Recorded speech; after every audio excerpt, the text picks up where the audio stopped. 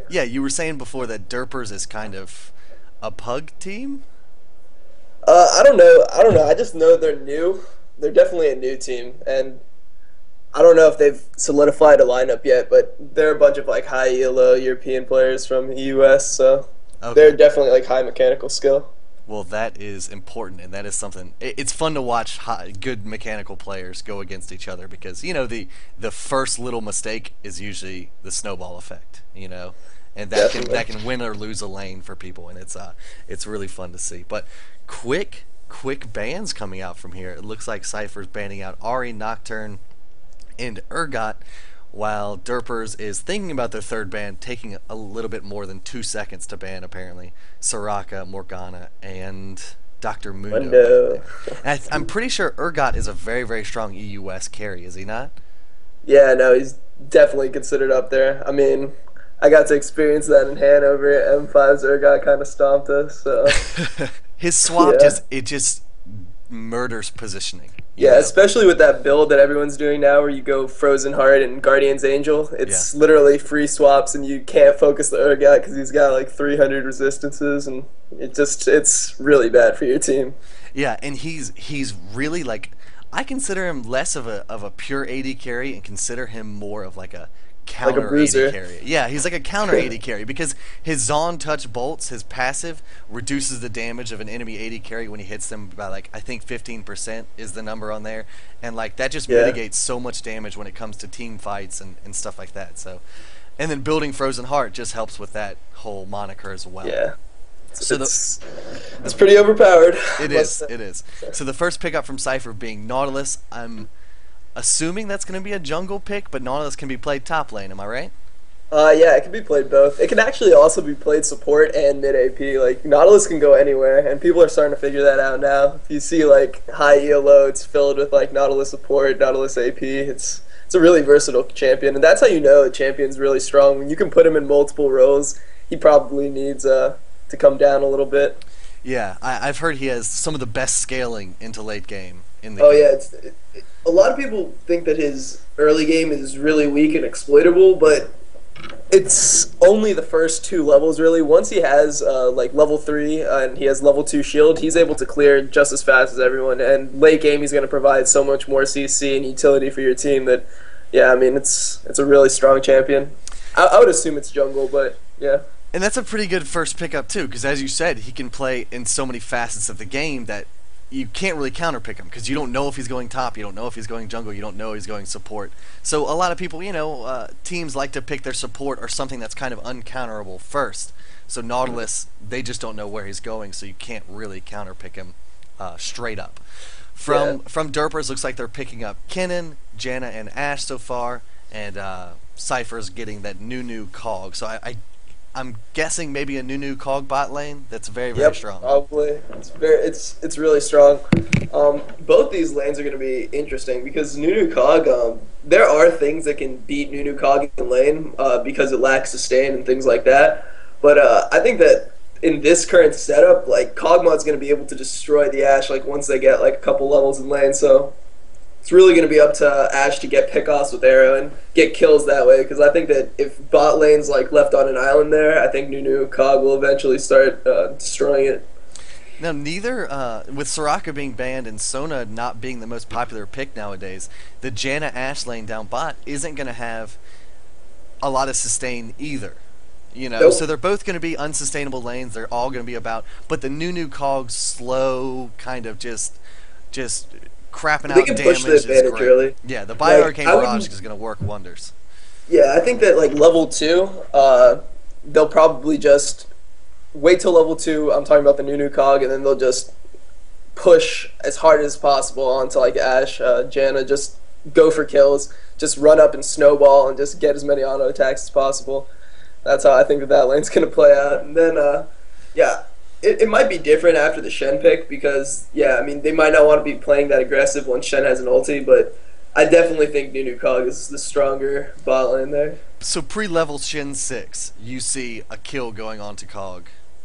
Like Cog killing Ashe. Definitely pressure. Like I think they'll be going for kills. Maybe if Ashe plays really safe, he can get away with only being down like 10 CS. But I think something's gonna happen bot lane.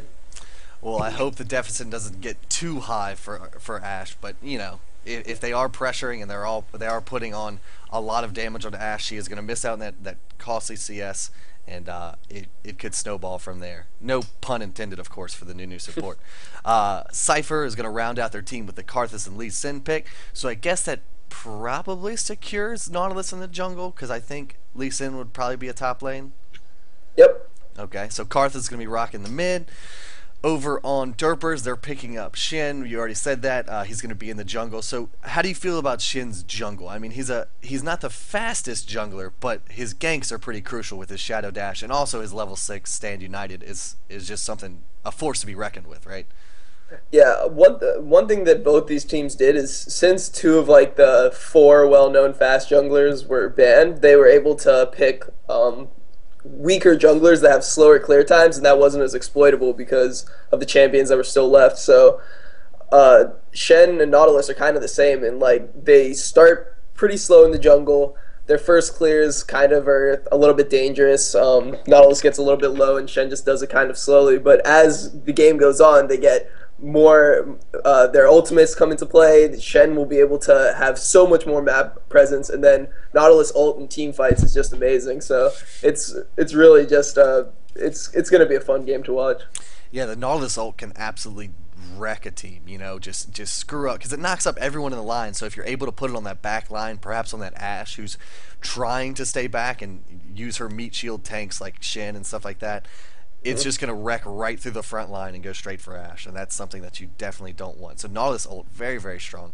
I love that character. I think he's a lot of fun to play. Me too. And he's Great. like, I want to say he wasn't picked that often in IPL 4, was he? Or am I completely No, because what was happening in those games is a lot of bands were going on solo lanes just for the tournament. I don't know, it's just a consistent theme. People were like afraid of certain champions like Vlad, and then we had like the double support comp or whatever. So it opened up all the fast clearing junglers. So everyone was just playing. All the junglers were just playing fast clear junglers like Udyr, Mundo, Nocturne, like every single game, pretty much. Okay. So Nautilus, I think, he's opened up a new door, because he you know, a little bit later, like you said, early he kind of has a slow clear. You know, his shield that gives him a little kind of AOE face wrecking anchor thing that is a really funny auto Huge attack animation damage. to me. It's hilarious. Yeah, it's great. He can clear pretty quickly, and then as we said, you know, the scaling the late game. You know, he likes to build like a Heart of Gold and stuff like that, and he just gets exponentially tanky, and it's absolutely absurd. And his shield scales off of bonus health. So he just is like, oh yeah, I'll build a Randuin's, and then you can't ever touch me, that AD carry. You know, so it's gonna be very, very scary. A lot of people look at Nautilus and they say, oh, well, he's kind of like low damage, but that's really not the case. Like when his shield is up, he's doing one of the highest damage values out of all the junglers, and it's AoE. So it's like you really have to break his shield in fights to stop his damage, and that's what they're really going to need to do, or Nautilus can become a monster. And then if you ask me, the icing on the cake is his passive. That kind of, I think it's like a 0.5 second snare or something, but that 0.5 seconds is like the difference between life and death in most ganks or in most team fights, you know. If he can make it to that Ashe, she's not going to go anywhere. Between that and his dredge line and his ultimate and his AoE slow, his Riptide, everything. She's bunch of CC. Yeah, he's, God, now just talking about him, he's just so good. Like, he just makes me, I'm like very excited to see how, I think, you asked how to pronounce his name. It's Rakbot? Yeah. Rakbot. Rakbot? Yeah. I don't know if they were trolling me or not, though. I didn't know. Well, we'll just go with bot or Rakbot or something. I wish people would have more normal names.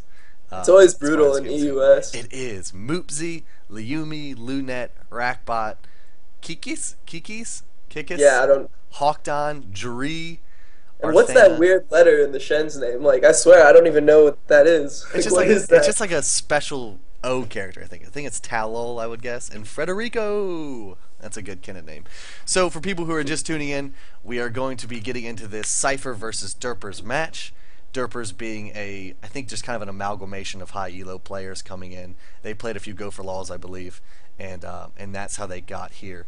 And so it'll be a good match, I think. And then Sypher, obviously, has been to some tournaments, and they're definitely a good team. I don't know where they're primarily based out of. Are France. they a French team? They're a Okay. French team. Yeah. Okay. So go They ahead. actually won the last live event in Europe, Okay. which was a French tournament. I forget what the name of it was, but they had a really strong showing there. They beat CLGEU and AL. So yeah, they've been kind of on a heater lately. Wonderful. So they're on the top of their game. So hopefully we'll see more of them throughout this tournament. If you're just tuning in again, Sypher versus Derpers for the Reign of Gaming International Invitational. We are your casters. I am Pluto's Not a Planet, joined by I Will Dominate from Dignitas. Thank you for joining us. No problem. Anytime.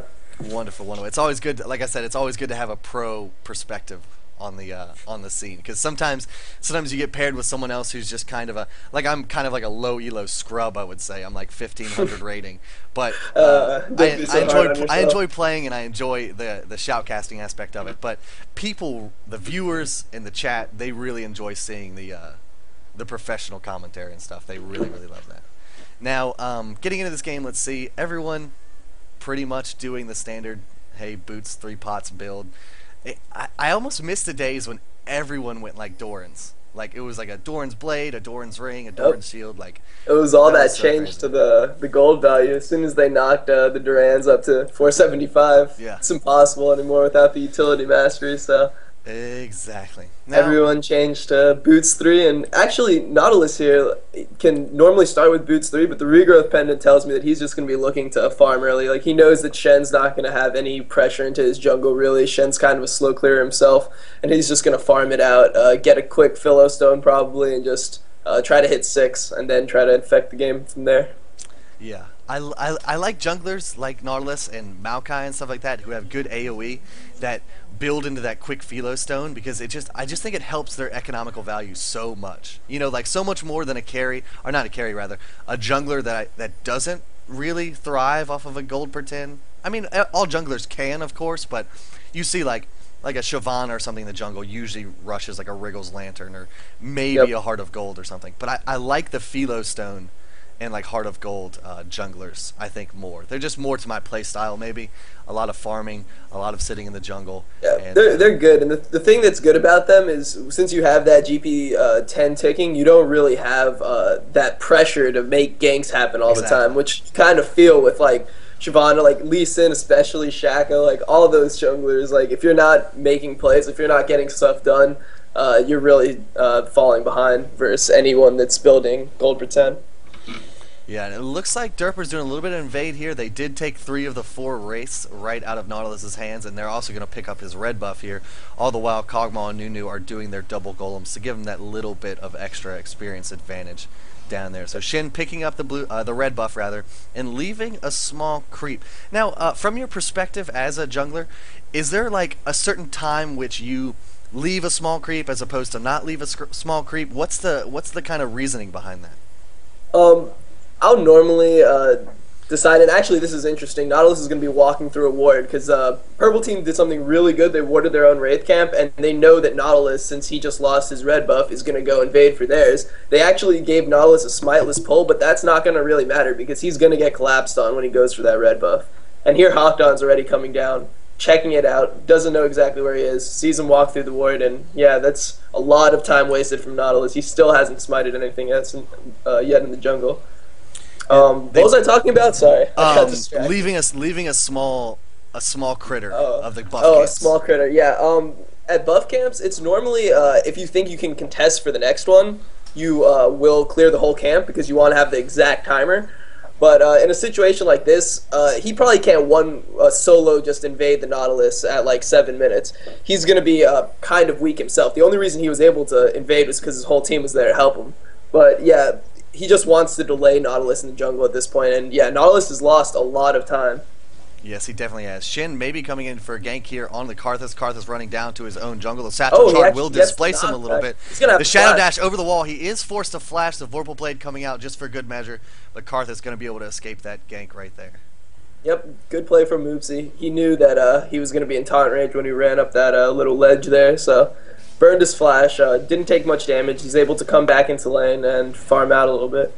And yeah, Nautilus or Shen rather is able to gank actually a decent amount right now because he does have the double buffs from his team. The Shadow Dash And coming onto Lee Sin up here. The red buff now being applied to Lee Sin. He's forced a safeguard to his creep, put a little bit of distance between himself and Shin. isn't forced to flash. That was good of Lee Sin to not get too scared. Shen doesn't really have that much damage, and with Ghost, he's not going to really be able to give him or anything. So yeah, that was a good play from Lee Sin to just calmly walk back to his turn and back and not burn his flash. Yeah, that's very important. You know, sometimes ganks just people aren't expecting them. Kind of like you said, they aren't calm. You know, they kind of freak out about it, so they blow their summoners without thinking about it. But Lee Sin, very very safe. He's got a lot of mobility. You know, you can try to gank a Lee Sin who's overextended, and his own creep wave will be coming up behind him, and he'll be able to safeguard away. You know, or just kind of queue to one of your. And Nautilus actually hits a hook in mid. It looks like Hawkdon. Nope, he doesn't end up flashing in. Shin turns the gank, coming in. He's going to be able to pick up Karthus. Hawkdon flashes out. That's first blood. And no one's going to be going down from purple team. Oh, and the wow. taunt goes off onto Nautilus, and that is a double kill. Wow, that dredge line not quite able to save Nautilus's life there. He did put some distance, but that Shadow Dash, such a long range. Such a good play right there. That's great play. Like, most junglers know that a counter gank is normally going to beat a gank just based on the fact that a gank is kind of just going to be like chasing a little bit, and you're going to get positional advantage from waiting to use your spells. So Shen just waited until the gank went off, came in, ghosted, and then chased down Nautilus and Karthus. It was a good play. They knew Karthus didn't have flash from before, so yeah, it was really good play from Derpers here. So the first successful kill of the game will go to Hawkdon. He does secure first blood onto that Karthus. With that money, he will go back and buy the triple Doran's rings. He's going for that poor man's Rod of Ages, essentially. Gank coming up top on Lee Sin. Will he get the third mark of the storm off? Yes, he does. After the flash, there goes the Shadow Dance, the Ignite, the Vorpal Blade. Will that take Lee Sin down? Yes, it does. So that was a perfectly timed. Kinnan actually able to proc the third mark of the storm with his W, his Electrical Surge passive, after the flash had followed him. So that was kind of funny. Kind of nice floating stun there is how that worked out for him. So Shin doing a lot of work now, 2-0-1, 26 CS, you know, not the biggest farmer jungler, I would say, with his 1,800 gold. What do you think he's going to go back and buy here? He's probably going to pick up a heart of gold, and then he'll like decide between maybe an early Wit's End, maybe he'll go a recurve, or maybe he wants some wards, and he'll pick up items for an Aegis. So there's a heart of gold. It's probably one of those two paths. Yep, he goes the recurve, so yeah, he is going for the early Wit's End, which is smart because he is ahead right now. So yeah, I agree with that. And how do you feel at all about, I know Wit's End, super great item, super popular, you know, it mitigates a lot of AP damage, and also at the same time it puts out a lot of damage. For a jungler like Lee Sin, who kind of loves and thrives off bonus health because of his key strike, how do you feel about Ionic Spark at all? I don't know. The real problem for buying something like Ionic Spark on Lee Sin or any attack speed on Lee Sin is that he's got Did I say Lee Sin? He's got, because I meant Shen. Yeah. Oh, Shen? I'm sorry about that. Oh, okay. For Shen, I think that you probably want the magic resist because yeah, it's just a better stat is really what it is, and the way that it's applied I think is better on Wit's End. It's every single attack, so yeah, you might not be guaranteed multiple attacks as Shen. You're probably not going to actually be attacking that much, but when you do, you want it to hurt. So yeah, I think that Wit's End is probably just, I don't know, Wit's End just seems like a better item to me in general, to be honest. Yeah, it just always makes me sad to hear about Ionic Spark not being the greatest item, because I don't know if you played Dota, but Maelstrom used to be one of my favorite items. Yeah, and no, I like them. It's so good. Maelstrom on maybe, Troll Warlord, hell yeah. Yeah, they upgraded it, like Maelstrom into Molnir or whatever it was. Yeah, Mjolnir. Yeah, I put on that electrical shield. Yeah, oh, Dota. Loved it. So the Shin ult coming on to Kinnan up here, trying to take down this Lee Sin. A nice kick away, gets him out of the Tempest. Will he be able to get away running to his own Karthus? But Ziggs is probably going to come up and meet him as well. Let's see what happens here. Lee Sin safeguards to a nice ward. Yeah, he does do that. Gives that nice Lee Sin flash, essentially. Yep. Always smart to be carrying wards with Lee Sin. Always. I think you should always carry. I'm pretty sure the one thing I learned from, like, Cruiser back when he used to play a lot of Lee Sin, it's just always carry a ward. 100%. Yeah. Something I always slack on. So it's I never have a ward on me, and I just end up trying to fight my way out, and I die. every time. That ward Sucks. dodge was beautiful. It was nice. It was almost, I would venture to say, maybe like a nice max distance ward over that wall, because that wall is not thin, and he got all the way over it, so that was great by him. Going back with his time, buying those Merc Treads, going to try to mitigate some of the damage of this AP cannon up here, and also going to get out of that stun a little bit faster of the, the 3 marks of the storm, which is always a good thing. Cannon just such a good, a nice strong CC champion. Yeah. When he activates his Tempest, he just CCs everyone on the team, and it sucks a lot. So Kennen right now has his Hextech Revolver, gonna either hold on to that or build that into the Will of the Ancients. I don't know how you quite feel about the new Will of the Ancients with the Blasting Wand and the slightly increased price. Do you think it's still nice for the gold value, or do you think it's not a cost-effective item anymore? I think that it's actually a good change, because what it did is it made like Woda was kind of an item that you could go on anything, like any AP carry you could go Woda and it really wouldn't be a bad buy because of the stats you got. Now it's only going to be bought on champions that it's extremely good on, that it like synergizes well with, or if you have double AP, something like this. And a kill goes off mid. Karthus is gonna go down there. Flashing out Hawkdon, not quite sure if that was the most necessary flash. I guess he just didn't want to take erroneous damage from Defile and Lay Waste, and then potentially a Requiem, but I think it would have been okay. A very regardless. safe flash. Yeah, I think he could have got out there. But yeah, better safe than sorry. But again, it's one of those things where, we see it as like, oh, he pretty sure he would have been okay. But in the moment, right after securing a nice kill in mid on Karthus, scary, man. Yeah, it's scary. You're not really thinking 100% rationally. You're just like thinking in the moment. You have a split-second decision: do I want to take this single target lay waste damage and the defile tick, or do I just want to be safe and flash out of both of them? And he decided to do that. Goes back and picks up a Hextech Revolver. So I'm guessing we're gonna see a double Will of the Ancients cop here, huh? Yeah, definitely. Kennen and Ziggs. Ziggs is a decently, like, Will of the Ancients, I think it's a great item, but you have to kind of the death charge coming onto Ashe, forcing a flash out in the Janna shield will protect her from a lot of damage. Here comes the Shen ult too. Requiem's going to come down at the beginning of the fight just to take some damage. And let's say Shen actually does back off. Yeah. Yep. That's good. At least Ashe didn't go down. That's the important thing right there. Very, very important. But Will of the Ancients, I think it's a lot better like on Kennen, who it's kind of a sustained damage AP. I just don't see Ziggs as, I see him as more of a burst. And Will of the Ancients, I don't think does as much work on a burst AP carry. Yeah, but I would agree with that. I would agree with that. I would like to see Ziggs building something more AP heavy, like maybe go for an early blasting wand or save for a needless or something like that. Yeah. I always say that there's kind of a few different types of AP carries. There's the sustained damage AP carries. Obviously, Rise is one of those. He does just about magic DPS. That's all he is. He's like an AP bruiser. And then there's the burst carries. Vigar, high burst. With his primordial burst and his baleful strike. All that stuff is so good. And the rage cage, Event Horizon, so strong right there. Yeah. And then there's the sustained damage again is like Cassiopeia and stuff like that. But Cassiopeia is going to benefit way more from Will of the Ancients than a Vigar, because he's going to blow his load and then be done for a few seconds. His cooldowns are too high, stuff like that. While Cassiopeia is just throwing out Twin Fangs, Miasma, Poison, blah, blah, blah, blah, blah, and she's benefiting a lot from it. But I guess Ziggs is probably just picking it up, I would say more so to help out his Kennen than anything. Because a Kennen in a double Will of the Ancients team comp with his ultimate in a big team fight really does a whole lot of work. Yep. It's either that or just because he wants to sustain the lane. I'm not really sure myself, but he might. Another thing I was thinking about while you were saying this is he might just view Karthus as kind of a docile lane that he could really bully with that spell vamp. So he might just be doing it for lane, and he might not even pick up the Woda. So I don't really know his playstyle, but I think that could be a possibility.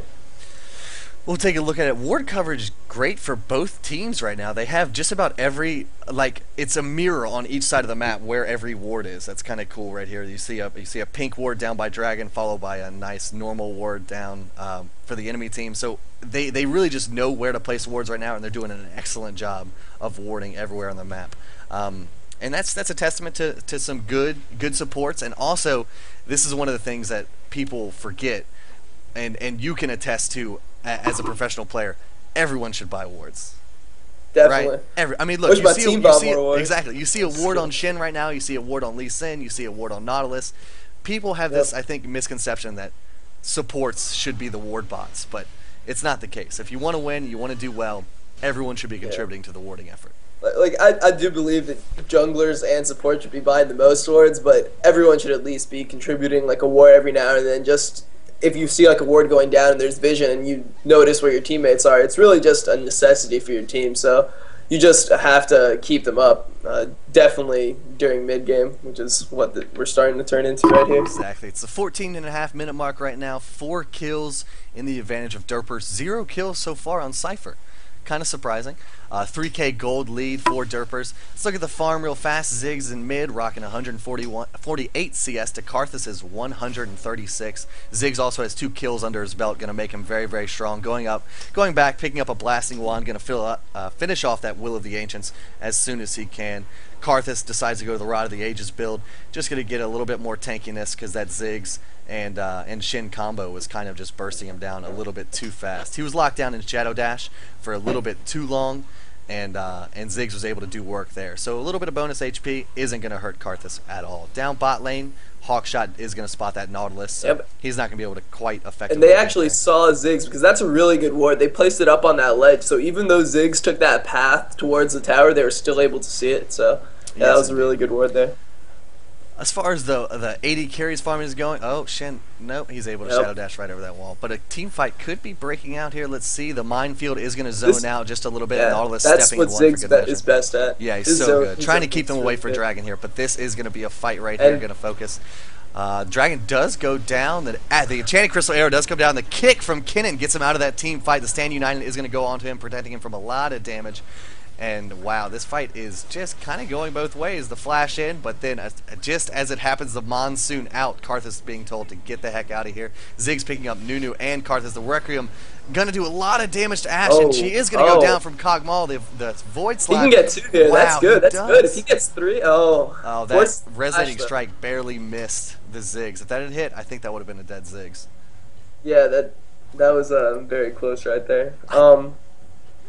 One thing I noticed about that fight was that after the real engagement, after both tanks died, or Nautilus died, and I guess Kennan's not a tank, but he went in first and he died. Like after that lull, they both hard engaged with half health. That was really crazy to watch because I thought that one of them would be content. Like Purple got Dragon and they got 2 for 1. I thought that they would back off, but they really won for it there. And I don't know if that was the right decision because they ended up giving a couple kills to Kog'Maw, and Kog'Maw is really going to be the hyper carry. And Nautilus engages onto Ziggs here, can't really do anything with the minefield. Just backs off. I had to rewind. People are asking because I just wanted to see who got the Dragon, and it was Derpers. They did pick up the Dragon. Yes, definitely. So 8-3 kill advantage for Derpers. They now have a 3K gold league. That Dragon is now in their back pocket, and they're very much enjoying that. Dragon will be up at about I think it killed about the 16-minute mark, so I would say about 22 minutes, 21 to 22 minutes. We'll see another Dragon contest. Wards slowly starting to die for both teams, so they need to do another excellent job of warding. But again, you see Nunu's got 2 wards, Lee Sin has 2 wards, Cannon has a ward, Shen has a ward. So everyone carrying their weight here, which is always a good thing to see. And, professional teams know how it's done, I believe. Yep. And I want to see how bottom lane is, or what happens bottom lane now, because they know that Shen ulti's down. So this would be a time where I would expect Kog'Maw, especially with the Zeal Wriggles build, to play really aggressive on Ashe and try to force something, maybe get the tower even. So yeah, that's probably the next thing to happen in this game. Kennen takes down the tower top. Lee Sin had to back after that fight. Pretty standard. So Ziggs now 6-0-1 with 172 CS. Kennen forced to blow his ultimate up top. Going to be taking a lot of damage from this Lee Sin. He turns around and gets a nice mark of the storm off. Those Merc Treads doing a lot of work. Shen's following up. Let's see what happens here. He does get the kick, but he's probably going to go down to Shen. A nice flash, a nice misdirect, and a great safeguard to a ward there. May get him out of here. If Shen wants to apply that red buff, he's going to have to chase a little faster. Here comes Ziggs coming up from bot, and he is able to see him. And there you go. Double ward jump gets him out of there.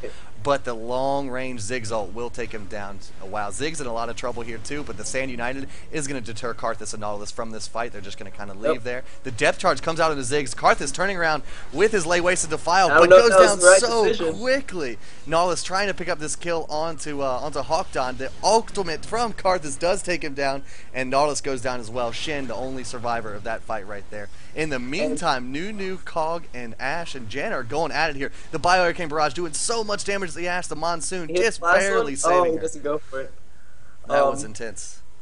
So yeah, that huge fight broke out from Lee Sin going for a really aggressive kill on Kennen in his tower, and while that was going on, Kog'Maw and Nunu were able to take bottom turret, and since they knew they had an advantage there, especially with Shen using the ult on Ziggs, they were able to take the blue buff away, which is actually a good play because Ziggs is going to respawn, he's not going to have blue buff, and that's the part where Ziggs really shines, when he does have that blue buff, where he can cast infinite bombs and really poke your team. So that was good play from the bot lane. They kind of neutralized what happened up there. Even though it was 2 for 3, they were able to get Ziggs' legendary killing spree, so that was 600 gold. So it's really not as it's not as what am I trying to say here? It's not as big of a disadvantage as it looks like in the gold right now. Like, it's 3K, but I think they have a better late game team. So yeah. Okay. So you're saying Sypher is the better late game team, mainly because of Kog'Maw. Yeah, so like even though there's a 3K gold advantage for Derpers right now, I think that it's probably close to even in terms of like who has the highest chance of winning the game. And teamfight break out here in mid, able to dredge line that Kennen back into the fight, and they're able to take him down so quickly. Kog'Maw is outputting so much damage right now. He has the double buff, Phantom Dancer, Wriggles build, and that is something I think is more popular in the EU West scene rather than rushing like an Infinity Edge or something. They like to go Wriggles, Zeal into Phantom Dancer if they can. Yeah. I mean, is that something that you see like your players do often? Like, does Cutie-Pie ever do that, or is it kind of? It depends. Sometimes he goes for it on Kog'Maw. It really depends on the situation. For this game, they were kind of behind early, so he needed a more early game build. And yeah, this is a huge Baron fight. Shen's ghosting out. Let's see if they're able to catch him. A nice snowball will slow him down, potentially making him able to be picked up by this enemy team. But he's running into enemy territory. He's definitely going down here, unless he gets the sickest juke that I think I've ever seen. No, he's definitely dead here. He's definitely going down. And they just kind of donate that kill to Kog'Maw right there. Nice little charity kill. Yeah, about the Phantom Dancer, I think it's really just, it depends on how the game's going. If you're way ahead, there's no reason to not just build your Infinity Edge and just start doing massive damage. But at this point, I feel like he saw his team kind of losing out the early game, and he didn't want to get too far behind, so he decided to go for a more early game build to stay in it. Pinging Dragon right now, so it looks like there's going to be a Dragon engage. However, Shin is not up. He will be up in 5 seconds, and he does have his ultimate, so this could be a fight that Derpers does want to engage on. Let's see what happens here. Dragon goes down super quickly. Not even much to it there. Nautilus wants a team fight here. He's got his shield activated, but that ward will spot him by using his oracles to quickly take it down. He's had that oracles for a good bit of time, so I'm pretty sure he's probably paid it off by now. Yep. Doing a lot of work with it. Now, let's see. Karthus 185 CS, 1 and 4 for his kills compared to his laning partner, 190 CS on Ziggs. But the important thing there is that he is 8 and 1 right now with a Will of the Ancients and Rabadon's Death Cap. Karthus only having his Needlessly Large Rod and Rod of Ages. So he's doing significantly less damage than Ziggs, but Karthus is still a monster regardless of how many kills and how much AP he has with his Wall of Pain and his Defile and his Lay Waste and his Requiem. You know, he has so much utility that not a lot of AP carries I don't think have. And a lot of them do, of course. Like the Minefield from Ziggs is very, very important. But I think the most important thing that Karthus has going for him is, and this may be just from a low elo like standpoint, but he's very flashy, if that makes sense. Defile is a big, nice, colorful thing. His Requiem is giant. His Wall of Pain is giant. So I think that really kind of has a psychological effect, if you ask me. You know, when he flashes in with all those colors going on, I think it kind of deters some people, and it makes them a little bit scared. But maybe that's completely wrong. Maybe that's the case. Who knows? But one thing I noticed that was kind of interesting here is I think the Ziggs, he just got so many kills that he ended up building the Well of Ancients, and Kennen ended up going for like Abyssal. He didn't even build the item, which is actually the opposite of what I expected. And I think it was just because Ziggs sat there. He was like, oh, well, I have all this gold. I feel kind of bad. Like, Kennen 0-3 is not doing that well. I'm 8-1. I guess I'll just pick up the Woder for the team. So, yeah. Kind of the opposite of what I thought was going to happen. Yeah. Now, Ashe going the normal kind of AD carry build. You see her rush the Infinity Edge and get a Zeal right after that. Shortly going to build that. The Enchanted Crystal Arrow does land on the Nunu, and Kennen's able to follow up on that along with Shen. Nice quick kill onto Nunu right there, but that's not the most high priority target, I would say, to take down. You know, they are in a 4v5 situation right now. Derpers does have the lead in that respect. I don't think they can quite posture up for Baron or anything at this moment, so I think they're just going to take that mid tower and potentially siege the second mid tower. The Wall of Pain coming down in mid to kind of bully them away, but still doing a great job of sieging this tower. The dredge line does land on the Shen, but not the target you want to hit there. Definitely not. And yeah, it's kind of hard to push against Kog'Maw and Karthus, so I think Hot Don's is going to be backing for blue here. It looks like he doesn't really want to push the second mid tower. It's kind of hard for him to poke without that blue buff, so yeah, he'll be going there, getting his blue buff, and maybe they'll try to wait for cooldowns and then try the same engagement with Ashe Arrow again. Ashe Arrow on a very, very short cooldown, which is always a good thing to see. Yep. Cannon Ultimate has like a 1.5 minute cooldown. Well, yeah, about 1.5 minute cooldown. It's got a 108-second cooldown right there. So it'll be up, I'm sure, in time for the next team fight, unless Sypher knows the cooldown and knows that they can engage at this point in time without the Cannon Ultimate, which will be a really, really good fight for them, especially when they have a fed Kog'Maw who's rocking 4-1-1 with 226 CS, a BF Sword, and a Phantom Dancer, just putting out a lot of damage. Yeah, and I actually like what Shen's doing here. Most Shens think they have to split push at every point in every game just because they have a global ultimate. But and here's the engagement onto mid. Huge damage goes on to everyone. And there's the flashiness you were talking about. Yep. Karthus getting in. He's going to be pulling off his ult. He might get like a double, triple here. Two. Oh, almost two. The Ashe. And Ashe goes super low. I would love to see one nice placed living artillery to take down that Ashe. Yeah, and she's a little bit. It looked like she was in range of it, but yep. Maybe not. Or maybe he didn't quite see her. She was probably in the fog of war, but it looks like he's going to pressure a little bit. No, he can't quite spot Hawkdon backing right there past his tower. Yeah, that was a really good fight. And that was what they Sypher. needed. There was no Kinnan ulti. They knew Yep. it, and they did it. And a nice pull. The dredge line did hit the Zig square in the face, and his bomb did a lot of damage to the enemy team, the Mega Inferno bomb, but it just wasn't quite enough. So that fight goes in the favor of Sypher. Yeah, and this is really good for Sypher because Sypher is the late game team here. So if they're winning the fights now, it's only going to get bigger and bigger as the game goes on. The advantage is just going to keep on growing for them. And Kog'Maw's going to get his IE soon. His gold is getting up there. So yeah, the next fights are Derpers are really going to have to do something special, and they're going to have to catch someone with that Ashe Arrow, because if fights start like that, they're not going to be able to win in late game.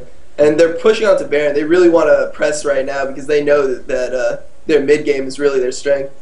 True. They're pressing onto Baron, however, with no stand united. Enchanted Crystal Arrow just came up. Monsoon is almost up. You know, I just if Sypher decided to engage on there, not like they really could because Kog'Maw was kind of coming up from bot lane, but I don't think that would have been a good fight for Derpers at all.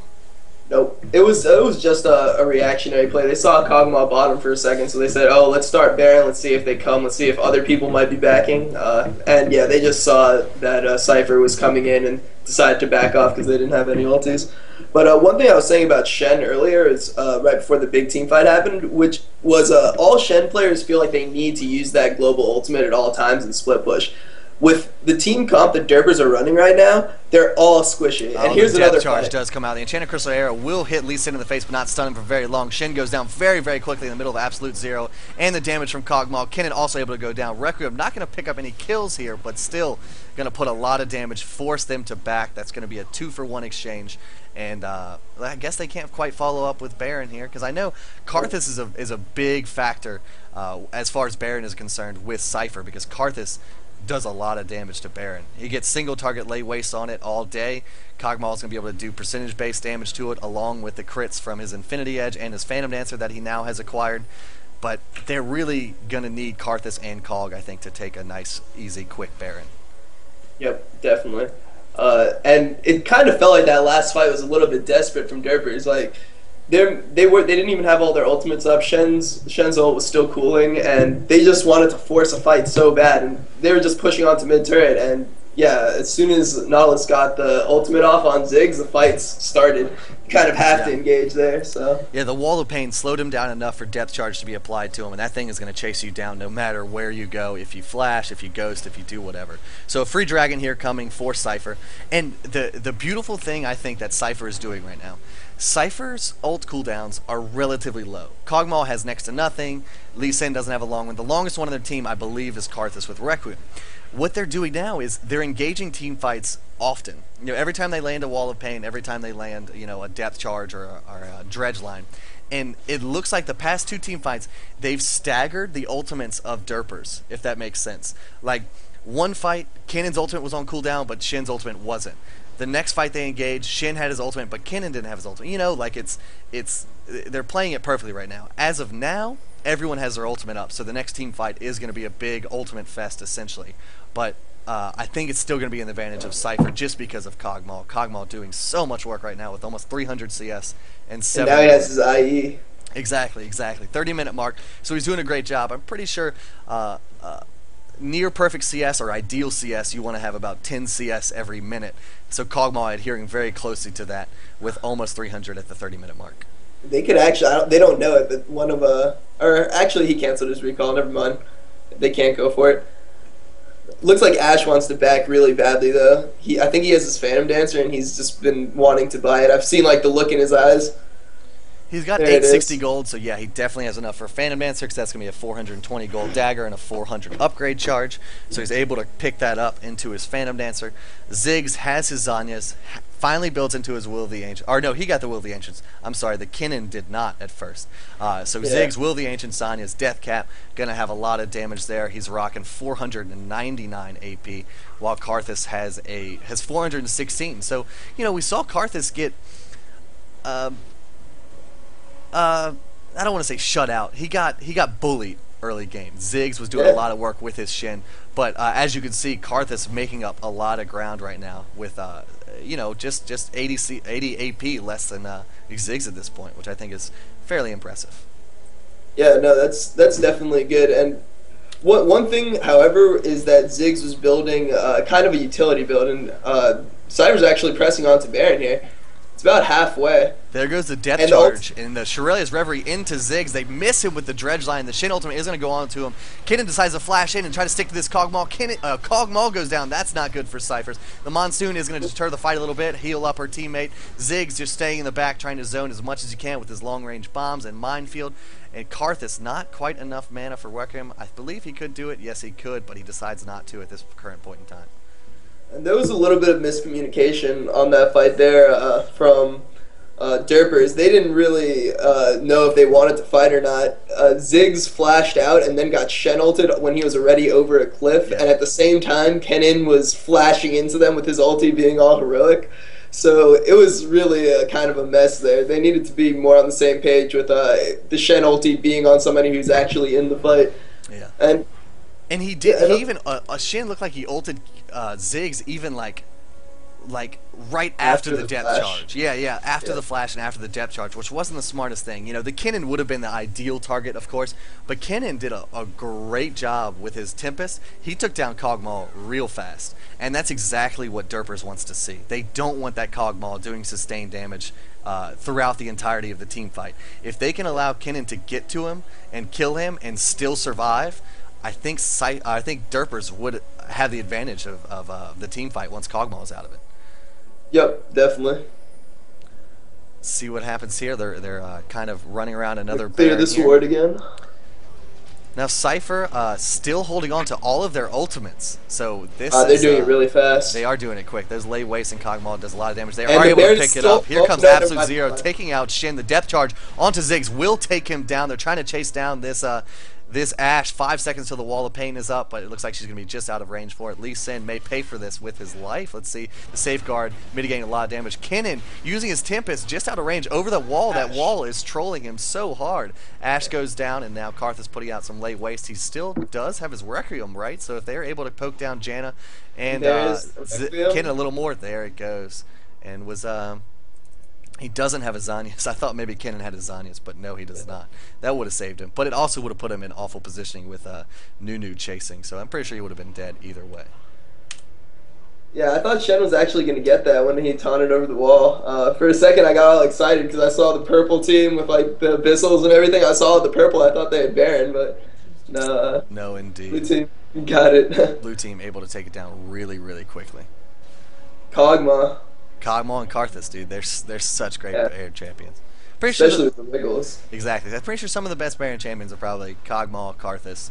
Cassiopeia is not bad with her, spammable twin fangs. Anyone with a lot of single target sustained damage. Yep. And this is a best of 3. People are asking best of 3. Sypher versus Derpers right now. Sypher is your blue team. Derpers is your red team. And we are your casters. Pluto's not a planet. And I will dominate from Team Dignitas. Yep. And the arrow is going off and barely misses Kog'Maw. That Shirelia's Reverie saved him. Yes, Nunu's Shirelia's caused him to dodge the arrow.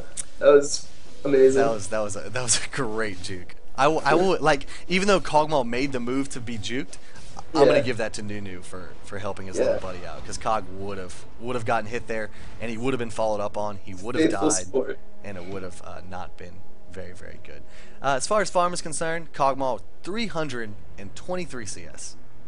So good. Yeah, he's really carrying this game right now. And he has a Quicksilver Sash now, so any CC that may be targeted him, if he gets hit by an Enchanted Crystal Harrow, if he gets hit by 3 Mark of the Storm, if he gets taunted, if anything happens to him, he's going to be able to just cleanse that very, very quickly, along with any Ignites. Because I know that two Baron fights ago, when Kennen flashed onto Cog, he was able to do so much damage because of his CC. He blew his Ignite on him. He just, blew his load on Kog'Maw. So Kog'Maw's be able to mitigate a lot of that damage. The Shirelia's and Dredgeline onto Ashe is going to start this fight. Kennen decides to ultimate in. Wow, Nunu goes down very, very quickly. Zanya's finally from Kennen does allow him to stay alive. Ziggs takes down Nautilus as well, and it looks like Shin is going to be able to chase down this Kog'Maw. Does Kog'Maw have flash up? He does. Will he be able to get over the wall? No. Not quite. He's just CC'd for a little bit too long. Requiem plus a Cathian Surprise is going to do it for Ashe. Ashe goes down. So that was a perfect combo right there. I would be so mad if I was Ashe right now. Yeah. Be like, what the hell? That was, how does this happen? That was insane. If it hadn't been for Cathian Surprise, I'm pretty sure Ashe would have lived right there. Yeah. Oh, Kog'Maw, you posthumous troll. You were the worst. So Kennen, with his Hourglass now, as we said before, he did build the Hextech Revolver first, then he went into Abyssal Scepter, and then now he's got his Zanyas, which is unorthodox, I would say, to say the least, just because Kennen gets in there. Like, Kennen is all about just pushing all of his chips in. You need the Hourglass. He needs the Hourglass, yeah. So that team fight showing how strong the Hourglass is on Kennen, because he gets in there, he Hourglasses, or he ults, then he Hourglasses, doing a lot of damage, doing a lot of CC, just doing his job so well right there. So I think that's going to be a big factor in the next few team fights. Now that he does have that Hourglass, he's not able to be bursted down as quickly as he was in the past 2 or 3 team fights. Yep. Let's see, Shen got his Aegis of the Legion, his Randuins, his Wit's End. So he's very, very tanky right now. I believe he's going to have a good bit of armor. 256 armor with 148 magic resist. But the armor, I think, being the most important part, because it looks like Kog'Maw is carrying so hard at this current point in time. Racking up his CS now. 336. It's going up so quickly. That's crazy. 307 CS on Karthus. He's got his Void Staff now. He's got his Rabadons. It looks like he's got an needlessly large that's going to be built into a Zanya's ring. So as soon as the 3 Zanyas are out, as soon as Ziggs uses it, Kennen uses it, Karthus uses it, whoever uses it, last, I think is going to be the winner of the fight. Because the first 2 that blow it are going to be able to be DPS'd right after they get out of it, and the last person to use it is, I think, going to be the last man standing, and they're going to be able to clean up however well they like. Let's see, Ashe, Infinity Edge, Phantom Dancer, Last Whisper. Nautilus, Aegis, Frozen Heart, such a good item. I love Frozen Heart. How do you feel about Frozen Heart? I love it too. It's a Such great item such a on great all item. those support junglers. You go double GP5 or GP10 rather. Getting like Aegis and Frozen Heart like aura items are just great on them because it makes you extremely tanky and then you're just so useful in team fights for because of the effects of your items. So it's perfect.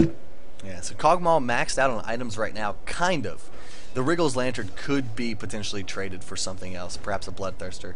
Kog'Maw, let's see how much gold he's holding on to at this current point in time. He's got 960 gold. So I'd assume as it comes to super late game, I mean, Wriggles is an item that you can sell for something better, correct?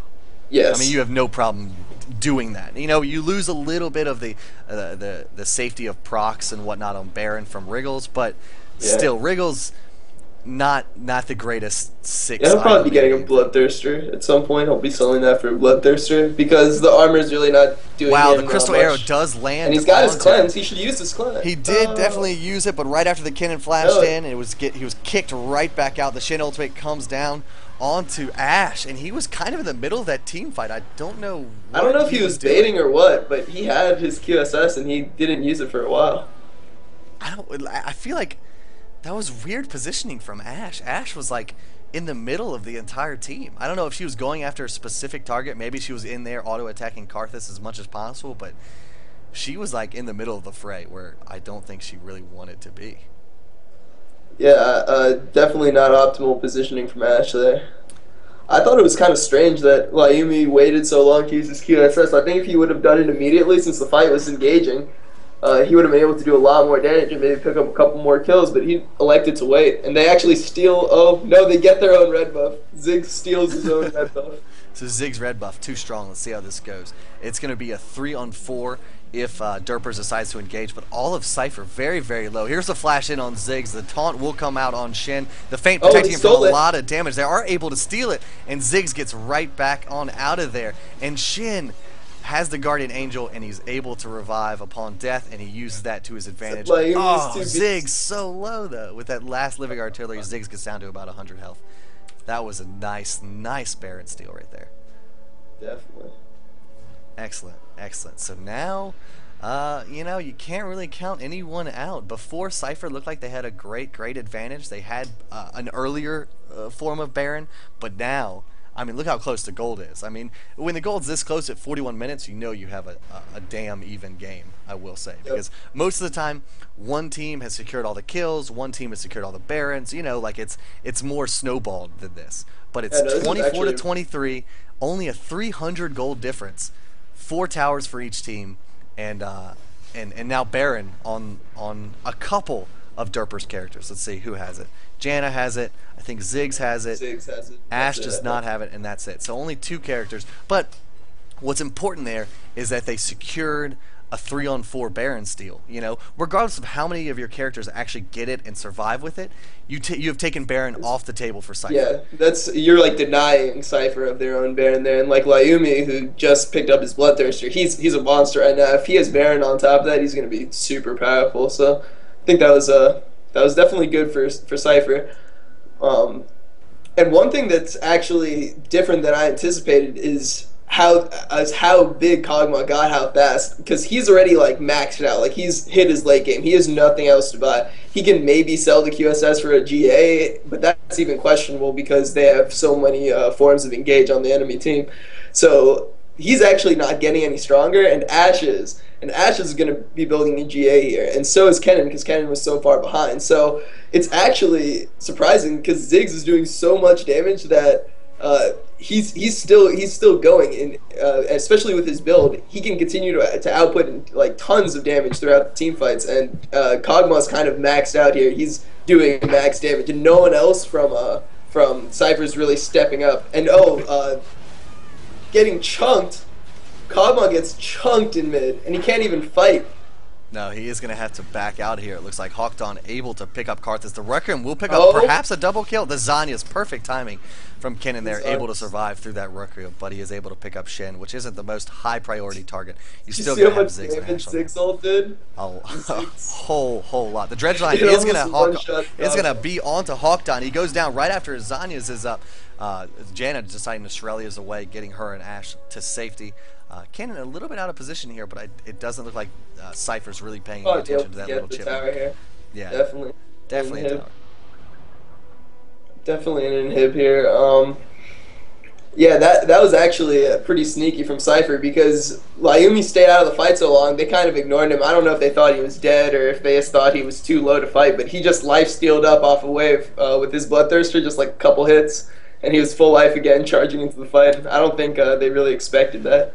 It's wicked. It's a fully stacked Bloodthirster with Blood Boil on him. He is at 2.4 attack speed, so he's just about maxed out on They're attack going to be able speed. to end the game here? I don't think Jesus. so. There's no way. No. Okay. There's no way. They're getting so like crazy. I'm like expecting them to just kill the Nexus or something. They're just running up and attacking it.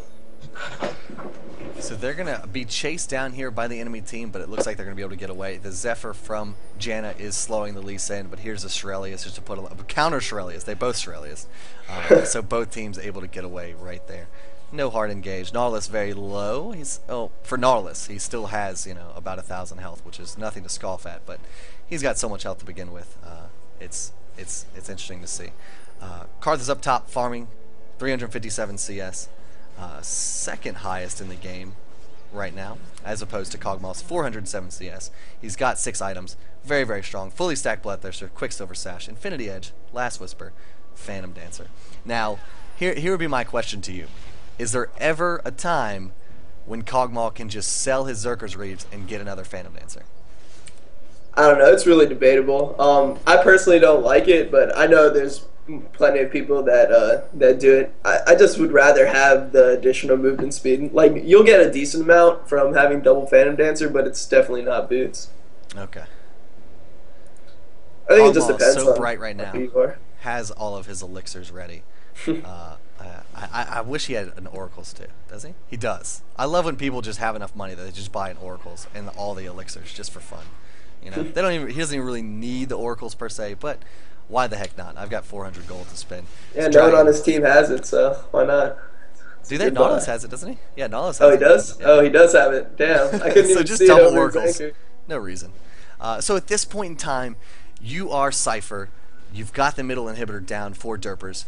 Do you just let mid lane push and go and siege another lane, right? I mean, that's pretty much what you do. Probably either that or wait for the next Baron. It depends on how they want to play it. The safest way is to wait for the next Baron and force a team fight there. But yeah, I mean they could go start sieging top right now if they wanted to. I think they're strong enough, but they probably by the way that they're positioning, I think they just want a Baron, take the next Baron. Okay. And Baron should be up. Zig, it just ran out on Ziggs, so I think it's gonna be. Oh no, Ziggs did die with it. I apologize. It should be up. I'd say within the next minute. Looks like they're already warding around it and they're rocking out in Baron's cave right now. So they have the more exact timer on it than my speculations. So I'm pretty sure they know what they're doing here. They're going to donate this blue buff to Kog'Maw. Huh. So not on Karthus right now. That's because they're kind of viewing Karthus as kind of like a burst. Like, he doesn't need CDR for his Defile, or like he's not going to get multiple walls off in the fight, they don't think. Wow, those layways doing so much damage to Ash. She may go down from this depth charge. No, it doesn't quite do enough damage. Shen in a lot of trouble here as GA is popped right there. Karthus getting bursted down right now. Zanya's from Kennen. What will happen with this Requiem? He does pick up a double kill and brings Ash very, very low. Her Guardian Angel is popped from that, though, in a fail flash. Just for good measure. That's the icing on the cake right there. That's a 3-for-1 exchange. Make it a 4-for-1 exchange, and this looks like it's going to be game from Sypher. Definitely. Just going to yeah. down these turrets. If you saw the way that fight went out, Karthus kind of just flashed in and Zanya's and then died and ulted. Like, he didn't really need CDR for any of that. And the Kog'Maw was just able to just continue spamming spells with it. So I think it was a good decision to give that to Kog'Maw. And yeah, that's going to be game. Oh man, Cog 2 OP, people are saying. So if you guys are just tuning in, seeing the end of this game, this is game 1 of Sypher versus Derpers. Just went the advantage of Sypher after some excellent team fighting. And just Kog'Maw. I mean, that's all you need to know. Kog'Maw, 15-3 and 12 assists, 21.3k gold amassed with his 431 CS. Doing a great job of carrying right there. Just showing the strength of late game